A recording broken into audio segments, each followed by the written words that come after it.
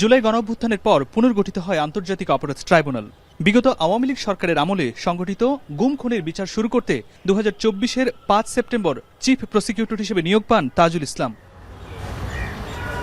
তার নেতৃত্বে জুলাই আগস্টে সংগঠিত মানবতাবিরোধী অপরাধের মামলাসহ মোট 24টি আনুষ্ঠানিক অভিযোগ দাখিল করে প্রসিকিউশন। বর্তমানে এসব মামলার বিচার চলছে 2 ট্রাইব্যুনালে। এরই মধ্যে 3টি মামলার রায় ঘোষণা হয়েছে, আরও 2টি মামলার রায় অপেক্ষমান। নতুন সরকার দায়িত্ব নেয়ার পর সোমবার তাজুল ইসলামকে সরিয়ে আমিনুল ইসলামকে নতুন চিফ প্রসিকিউটর হিসেবে নিয়োগ দিয়েছে সরকার।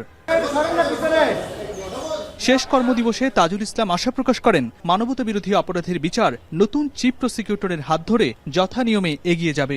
আমি নতুন চিফ প্রসিকিউটরকে স্বাগতম জানাই। তার প্রতি আমার শুভেচ্ছা থাকবে। তিনি যাতে আমাদের যে রেখে যাওয়া যে অসমাপ্ত দায়িত্ব সেটা পালনে তিনি সফল হন।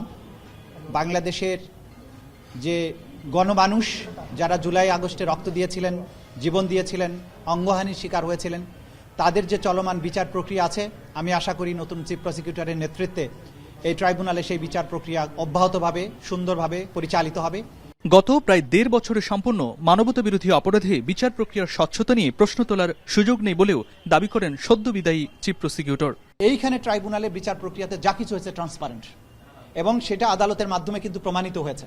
সুতরাং আজকে এই মুহূর্তে যদি কেউ অসৎ উদ্দেশ্যে কোনো মিথ্যা অভিযোগ করে, বাংলাদেশের গোটা জনগণ সাক্ষী, মিডিয়া সাক্ষী, আপনারা জানেন যে কি ধরনের ট্রান্সপারেন্ট প্রক্রিয়ার মধ্য দিয়ে বিচার প্রক্রিয়া অগ্রসর হয়েছে।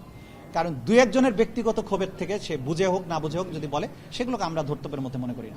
প্রসিকিউশনের বিরুদ্ধে বিচার প্রক্রিয়া প্রভাবিত করার অভিযোগ সঠিক নয় বলেও দাবি করেন তাজুল ইসলাম। কোনো অপ্রমাণ হওয়ার সুযোগ নেই, জাজমেন্ট উল্টে যাওয়ার কোনো সুযোগ নেই। ইমদাদুল আজাদ, এখন, ঢাকা।